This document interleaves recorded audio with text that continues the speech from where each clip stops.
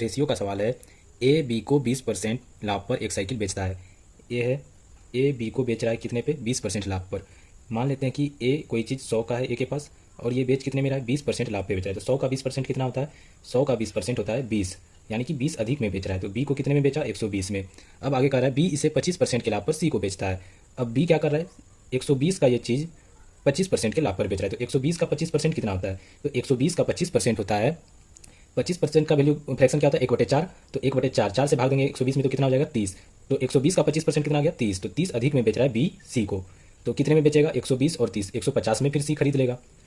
कितना हो गया, अब इसको रेशियो में लिखते हैं तो कितना हो जाएगा, यहाँ से एक जीरो कैंसिल, यहाँ से एक जीरो कैंसिल, यहाँ से भी एक जीरो कैंसिल। तो रेशियो क्या आ गया इसका, 10:12:15 आ गया।